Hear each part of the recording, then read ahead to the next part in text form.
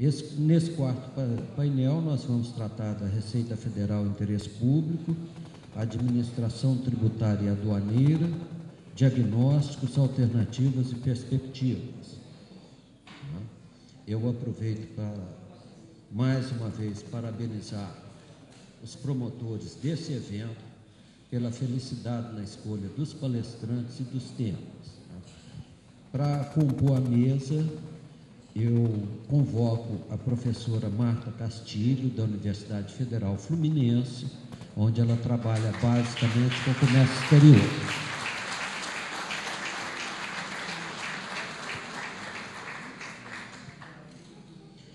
A auditora fiscal Maria de Lourdes Nunes Carvalho, do Sindifisa.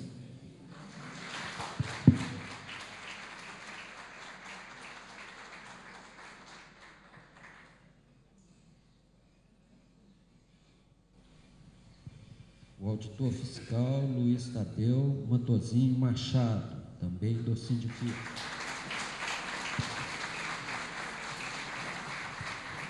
E o auditor fiscal Dão Real, do Sindifismo.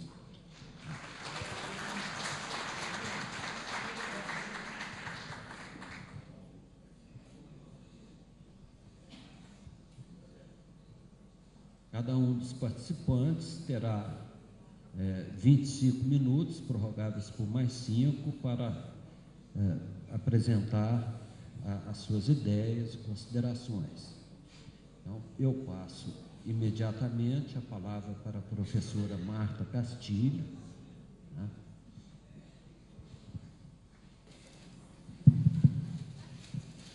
Bom, boa tarde.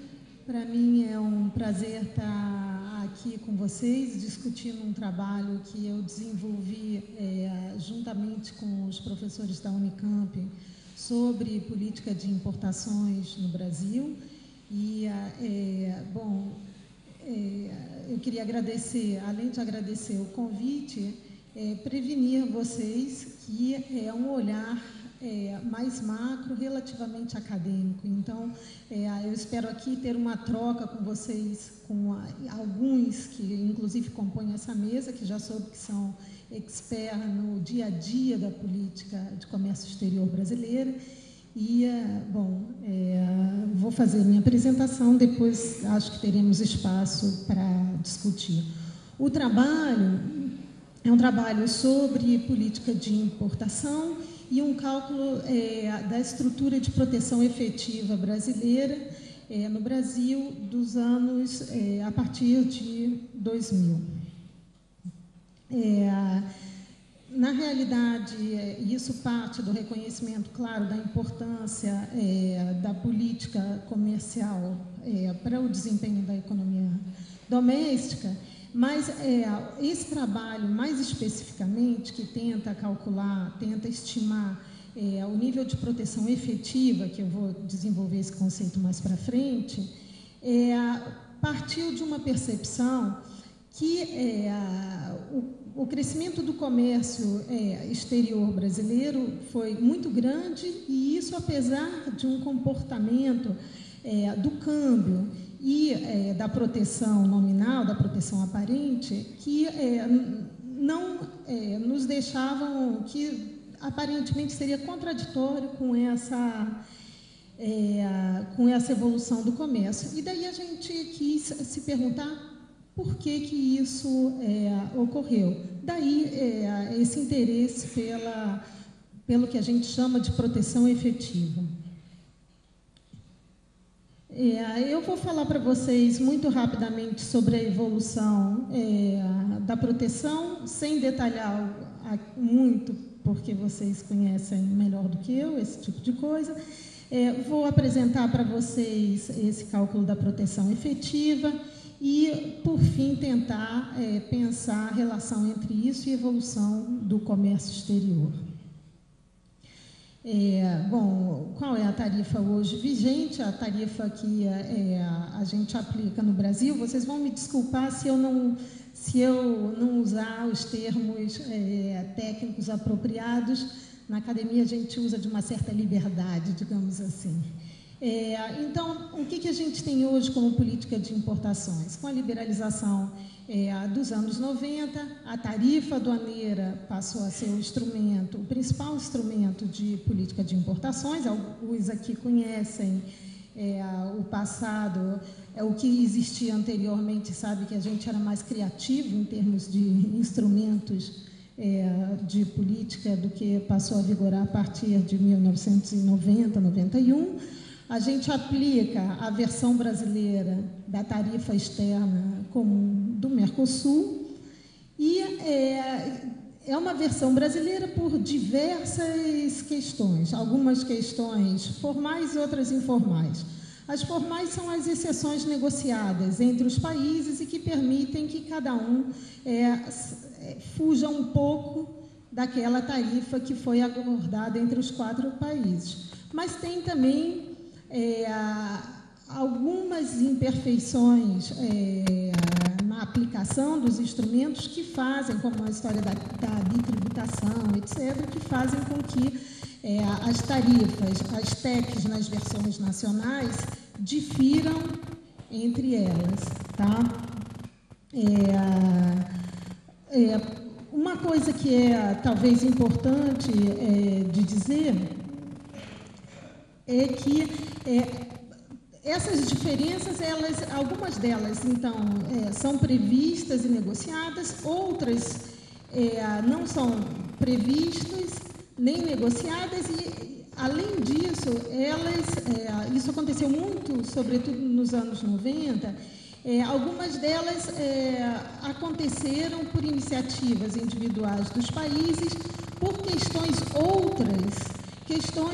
por razões que não estavam necessariamente ligadas ao comércio exterior, ou seja, a administração do Mercosul, o Mercosul é muito marcado justamente por intervenções individuais dos países ligadas a problemas macroeconômicos internos dos países. Tá?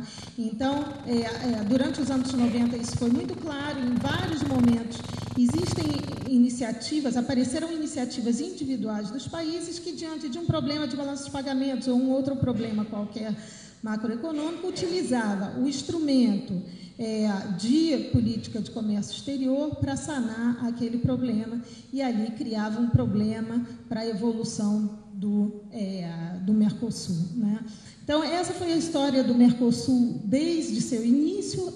Aqui continua, felizmente, um pouco com menos intensidade nesses últimos anos, ainda que não tenha solucionado alguns problemas estruturais do bloco. Bom, na realidade, hoje, se a gente olhar esse gráfico com a evolução da tarifa aduaneira, é uma média simples, que vai de 89 para 2008, a gente viu que após aquela queda inicial dos anos 90, existe uma relativa estabilidade, ainda que ali em torno de 98 a 99 a gente tem uma alta que foi decorrente, foi uma resposta dos países do Mercosul às crises financeiras internacionais, mas a partir de então existe uma relativa estabilidade do nível dessa tarifa. Eu vou pular isso. Então, se nós pegarmos os dados de 2008, início de 2008, a média da tarifa era de 11,5, com um desvio padrão de 8,3, e a outra informação importante é que a tarifa máxima alcançava 35%, isso concerne alguns poucos setores específicos. Essa tarifa é alta. Aqui, se a gente pegar a tarifa de outros, a mesma média simples para diversos países, a gente vai ver que eu peguei aqui países desenvolvidos e sublinhei os países em desenvolvimento que têm uma indústria relativamente uma indústria desenvolvida e cujos níveis não são muito díspares dos nossos. A gente pode ver o México com 12,6%, a Índia com 14,5%, a China um pouco mais baixa, Coreia do Sul com um nível bastante próximo ou igual ao nosso, por esses dados aqui que são fornecidos pela OMC. Então, o que a gente vê é que países com níveis de desenvolvimento industrial semelhantes ao nosso não praticam tarifas muito diferentes daquela que o Brasil pratica em média. No interior, a estrutura setorial ela pode ser relativamente diferente, tá? Eu não vou entrar nesse detalhe, mas a gente sabe que existem países que têm estruturas, por exemplo, China e Índia têm uma estrutura tarifária um pouco diferente da nossa. Bom, aqui eu queria chamar a atenção para as características setoriais. Desculpe se os nomes dos setores não estão muito claros, mas a gente vê, por um lado, os setores que estão mais à esquerda, que têm os níveis mais baixos, normalmente são a indústria extrativa, produtos de origem agrícola ou pecuária. Então, a indústria extrativa e agropecuária em geral. No outro extremo, nós temos alguns setores industriais. Quais são os principais? É o complexo têxtil-vestuário, o material de transporte e eletrodomésticos. Esses setores são aqueles que têm tarifas nominais, tá, mais elevadas.